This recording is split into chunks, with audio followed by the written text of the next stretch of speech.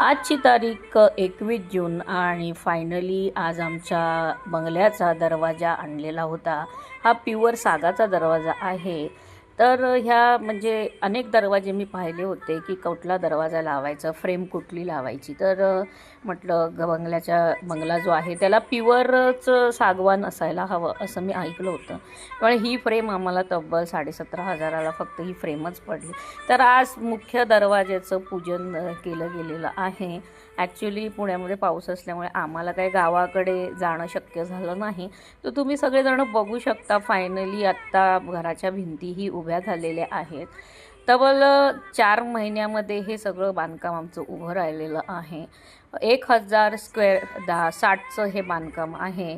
तर अशा पद्धतीने आता हे घराच्या भिंती डिझाईन सगळं घराचं बांधकाम हे स्लो झालेलं चांगलं असतं। फास्टमध्ये जर घराचं बांधकाम झालं तर काही गडबड होण्याची शक्यता असते। त्यामुळे तब्बल 4 महिने हे बांधकामाला लागलेले आहे। प्रचंड मोठा असा बंगल्याचं बांधकाम हे झालेलं आहे। तुम्ही सगळेजण बघू शकता की कशा भिंती उभ्या झालेल्या आहेत। तर अशा पद्धतीने आता स्लॅबचं काम फलट्या ठोकायचं कामही सुरू होणार आहे।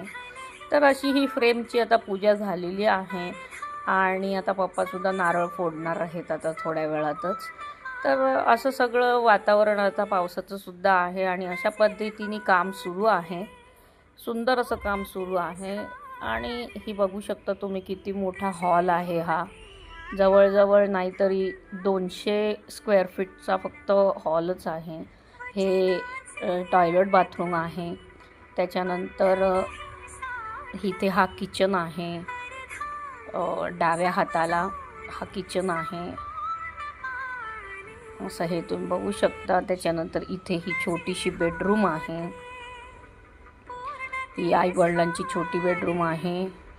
त्यानंतर ही बेडरूम आमची मोठी आहे कारण का आम्ही कधीतरी गावाकडे जाणार तर मी म्हटलं होतं थोडीशी बेडरूम ही मोठीच पाहिजे। तर अशा पद्धतीने आता फ्रेम बसवलेली आहे, पूजा झालेली आहे। फ्रेमची पूजा करणं फारच गरजेचं असतं कारण का दरवाजाचा तो घराचा मुख्य दरवाजा असतो। त्यामुळे त्याचा दरवाजा फिट होणं फार गरजेचं असतं आणि त्याची पूजा करणं फार गरजेचं असते। अशा पद्धतीने आता आमच्या बंगल्याचं काम चालू झालेलं आहे। बरेचदा म्हणतात की तुम्ही गावाकडे जाऊन राहणार, तर आम्ही काय गावाकडे जाऊन राहणार नाही आहोत। हा बंगला फक्त आईवडिलांसाठी म्हणजे मी सासू सासऱ्यांना बांधून दिलेला आहे। पण गावाकडे गेल्यानंतर कधी काही आम्हाला राहायला लागतं आणि बंगला असलेला चांगला असतो। जेव्हा सुट्टीचे दिवस असतात तेव्हा गावाकडे जाऊन राहायला मजा वेगळी असते। तर अशा पद्धतीने